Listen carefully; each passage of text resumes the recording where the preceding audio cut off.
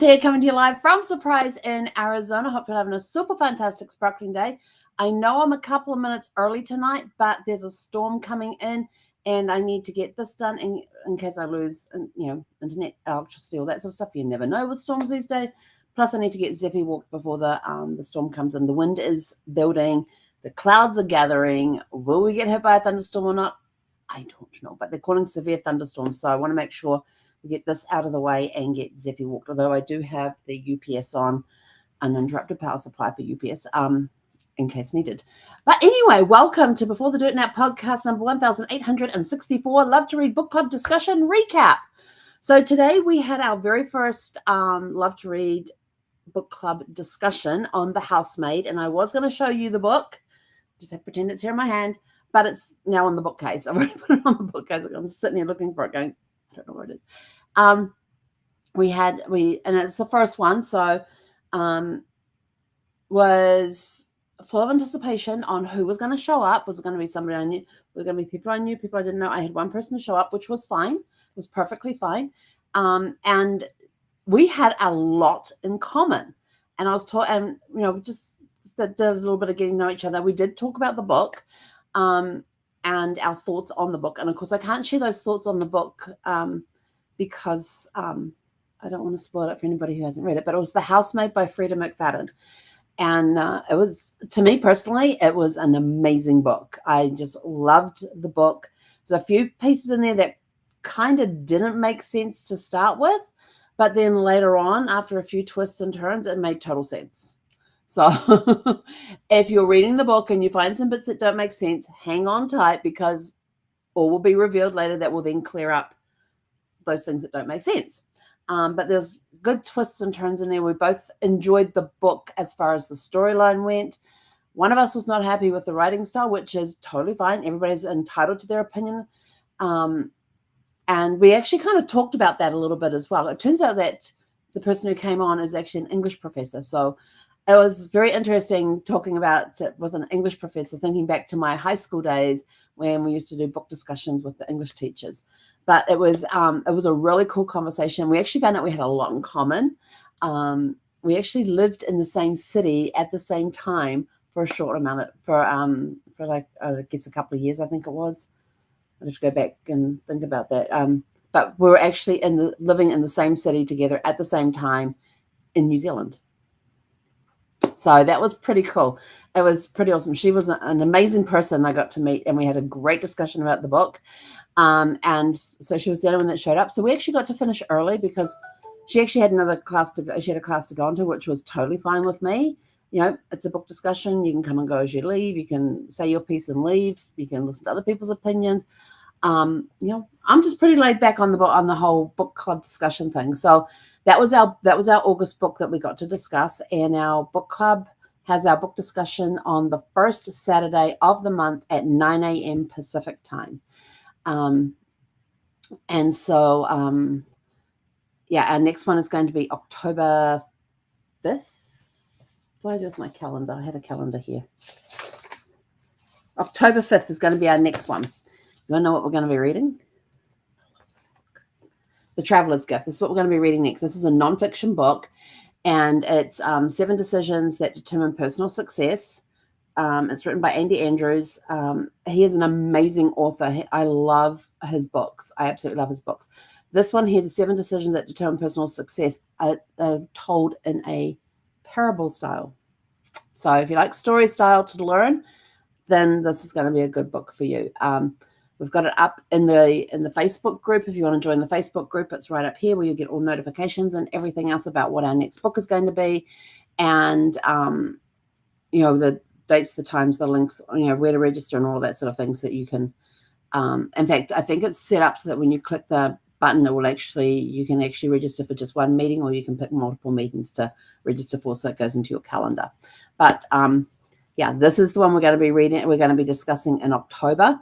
I have seen, and the reason we're doing this one is because even though it's been a few years since I last read it, this one has been appearing a lot in my life in the last couple of weeks. I was out walking Zeffy one night, and a woman was walking down the street reading this. Actually, teenager.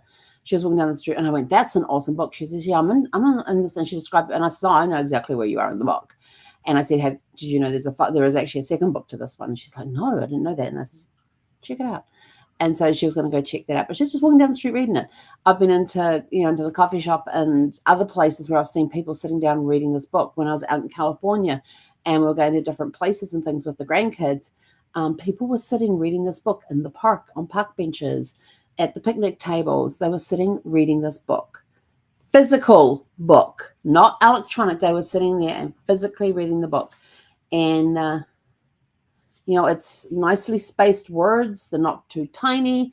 It doesn't take long to read through, but there's great messages in here. So this is going to be our September book. We're going to be discussing it on October the 5th. If you want to come along and join us on October the 5th at 9 a.m. Pacific and give us your thoughts on this book.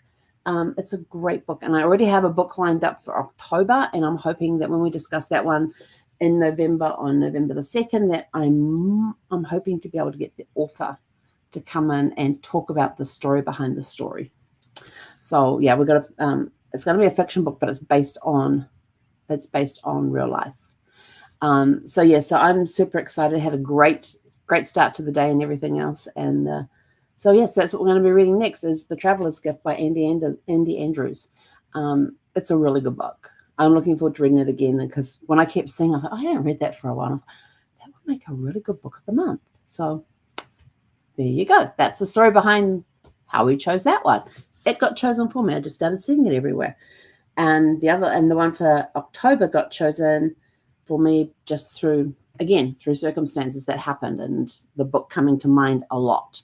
So that's kind of how I'm choosing the books right now. Once I get more people telling me the type of genres that they like to read, whether they're fiction, nonfiction, that sort of thing as well, then we're going to start picking, other books that other people may enjoy as well. But we had a really good discussion today, so that was awesome. And I had something really weird happen yesterday that I forgot to tell you guys about. So this was really weird. I'm sitting here working, and Zeffie was in the recliner there, and she looks out the window, and she starts doing she darts out of her seat and runs over to the window and starts whining. And I look out, there's a car parked out there. There's a guy walking up. He's got this box on his shoulder. The box was probably about 2 foot long, about 18 inches wide, and about 6 to 8 inches deep. So it wasn't, and it didn't look like it was very heavy. He was carrying it on his shoulder, and he comes up, and I hear him put it by the door, and I open up the door, and I've got the security screen there, and I go, "Excuse me, can I help you?" And he goes, "Yeah, this package is for you." And I went, "We haven't ordered anything." And he sort of looks, and he goes, "Well, it's here." And I had looked down at it. It had my address on there, but the name was not mine. And I said, "That's not me." I said, "There is nobody in this house with that name." And he goes, "But this is," and he kept repeating the street number over and over and over again and the street name. I go, "Yes, you have the right address. The recipient is not at this address. So you need to take it because I'm refusing accepting this package because it is not for me. It's not for anybody in this house because that person is not here. I don't even know this person. I've never heard of this person. And it may have been like a neighbor's place or something, and they might have mistyped the number when they were putting the address in. So whoever is in my neighborhood who was expecting a package yesterday, it got sent back." But then he's just sort of like, he goes, "But this is," and he was like verifying the address over and over and over again. I said, "Yeah, you have the right address. There is nobody by that name living in this house." I said, "We don't have that name. That is not our name."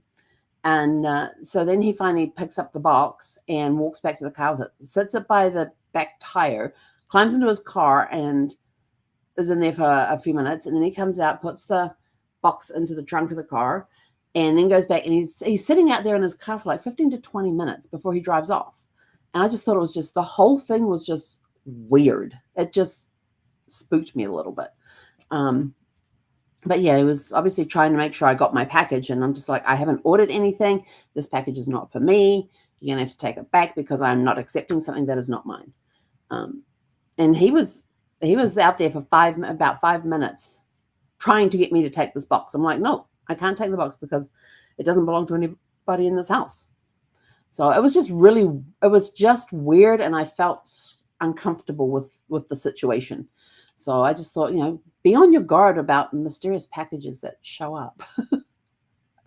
You never know what's going to show up on your doorstep. And I thought, well, maybe I should have accepted it. But then the person would have called the supplier and complained. And they would say, oh, it's been left at your doorstep, blah, blah, blah, blah. And they would always start it off a whole other thing. So I just think, it's easier just to refuse acceptance of the package right there and then. And if the driver wasn't dressed in any uniform of anything, he was in a private vehicle wearing just plain clothes. He didn't even have like a vest on. I don't even know what company he was supposed to be delivering for. He didn't have a vest on from that company. And I know like Amazon uses local people to deliver things who do not have vests or uniforms or come in marked car vehicles.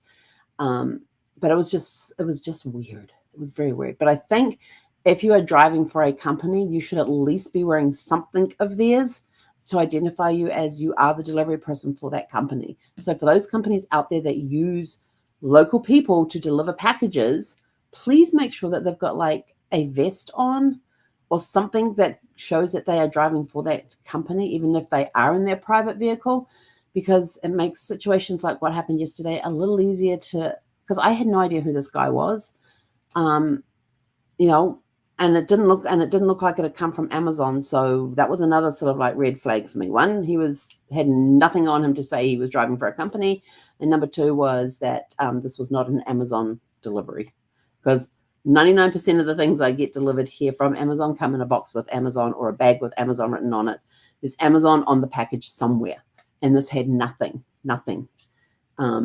So yeah, it was just very, very weird. So be aware of what's getting delivered to your house. Is it actually for you?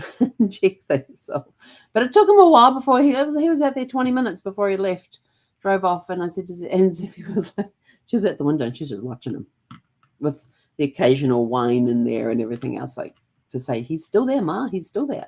So anyway, so that was our book discussion today. Was really, really cool. This is our book that we're reading for September, and we'll discuss on the, 5th of October at 9 a.m. Pacific time. And so go grab yourself a copy of this. Come join us on the 5th of October. It is a very easy read. It's got nice big words. And it's got spaces. So there's plenty of space in there to highlight, to write notes. This is I found a brand new copy in my boxes of books. And I'm like, I wonder where my tattered copy is. I do have a copy that has like little tabs on it. It's highlighted. It's written in the margins and everything else. I've got no idea where that is. I have several books that are like that are so old that I've gone and got myself new copies of them because I'm afraid that they're going to fall apart completely if I reread them again and highlight in different color. Usually on the nonfiction books, I use a different colored highlighter every time I read the book so that I know when I go in. And in the front here, I will put, in the front, somewhere, maybe this one's going to be on the inside cover, I will put the color of the highlighter that I use and the date I read the book. And then if I go back and read it again, I'll put a different color highlight and the date I read the book. But now I'm starting to assign, now I'm reading things a little differently. I'm starting to assign colors. So I have my gel marker, all pretty colors, my gel markers. And I'm now assigning different things to, for annotating when I'm reading my books based on whether I'm doing fiction, nonfiction, even the type of fiction as well. So, but things like, important to note, quotes, plot twist, something about the character that you want to remember. This is important. Remember this. This could be a premonition of what's to come. And then what the heck? Pet color as well. So, and then when I'm reading nonfiction, the meanings all completely change. So anyway, I'm out of here. Go out, have a super fantastic, sparkling evening, and we'll catch you guys back here tomorrow evening at 6 p.m. Pacific.